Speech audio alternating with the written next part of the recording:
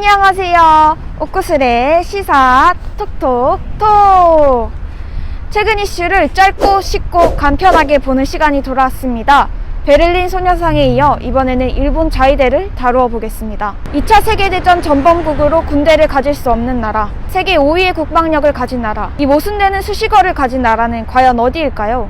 바로 일본입니다. 평화헌법이라 불리는 일본 헌법 구조에 따르면 일본은 명백하게 군대를 가질 수 없습니다. 하지만 일본은 1954년 7월 1일 자위를 목적으로 한 군대를 만들었습니다. 그 이후 자위대의 활동 범위를 계속해서 넓히며 자국의 방어를 넘어서 이제는 공격까지 할 수 있는 군대를 만들려 하고 있습니다. 지난 9월 30일 일본 방위성은 2021 방위 예산을 약 5조 4천억 원엔 하나로 약 60조 8천억 원을 편성하겠다고 밝혔습니다. 현재 일본의 방위비는 9년 연속 증가세를 보이고 있는데요. 공격형 무기들의 도입이 눈에 띕니다. 최첨단 스텔스 전투기인 F-35A기와 F-35B기를 취득하는데 666억엔을 배정했으며 F-35형 전투기는 미국을 제외하고 가장 많은 147대를 보유할 계획이라고 밝혔습니다. 이 외에도 우주, 사이버, 전자파 등 새로운 영역에도 많은 돈을 투입해 자위대의 활동 범위를 계속해서 넓혀가고 있다는 것을 보여주고 있습니다. 지난 11월 28일 일본 총리 스가는 사이타마현의 항공자위대 이루마 기지를 방문해 항공사열식을 참관하며 전통적인 육상, 해상, 공중에서뿐 아니라 우주와 사이버 공간에서의 대응이 요구된다며 자위대가 활동 범위를 넓혀가고 있음을 강조하고 나섰습니다. 11월 29일에는 한반도와 중국 등 주변 동향을 감시하는 뽀위성의 수집한 정보를 전송하는 데이터 중계위성 발사에 성공하기도 했습니다. 자위대의 활동 영역을 우주공간까지 확대하여 군사대국화의 야망을 부리고 있는 일본의 망동에 모든 민중이 분노하고 나섰습니다.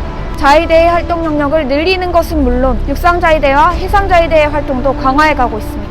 일본은 대만 유사 사태를 경계하며 난세이 제도에 자위대 14만 명을 동원한 전쟁훈련을 내년에 실시하는 방안을 검토하고 있습니다. 일방위성에 따르면 육상자위대 자위관 정원은 작년 3월 말 기준 15만 834명, 훈련이 성사될 경우 사실상 전체 인력이 동원되는 대규모 전쟁 연습이 됩니다. 이런 규모의 훈련은 냉전이 한창인 1985년 옛소련의 침공에 대비해 홋카이도에서 실시된 것이 마지막이라고 합니다. 전쟁에 대비한다는 구실로 전쟁의 위기를 높이는 세력이 과연 누구인지 우리는 깊게 생각해봐야 합니다.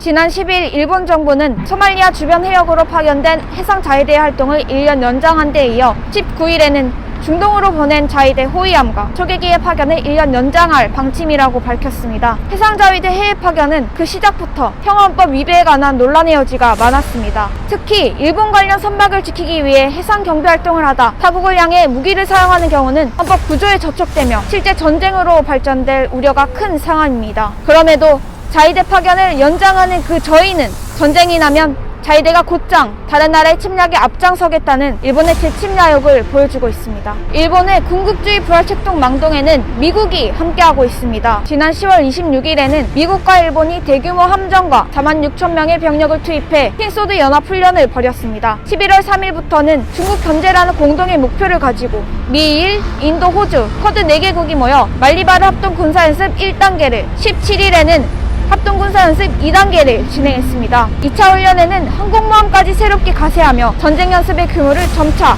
확대해가고 있습니다.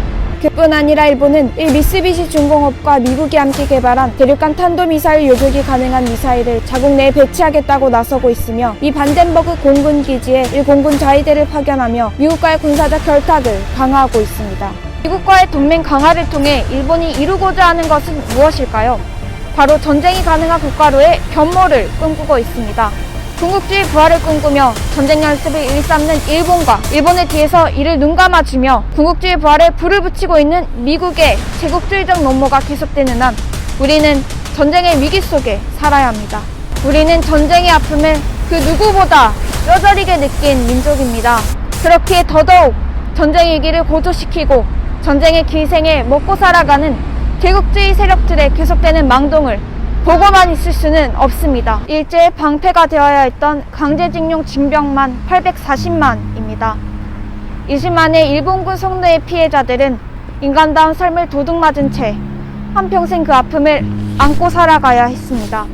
일본이 21세기 대동아 공영권을 노리며 군국주의 부활의 혈안이 되어 있는 지금 우리는 다시는 이 땅에 전쟁의 아픔으로 고통받는 민중이 없도록 할머니들과 같은 아픔을 가진 이들이 없도록 가열찬 투쟁을 벌여나가야 합니다.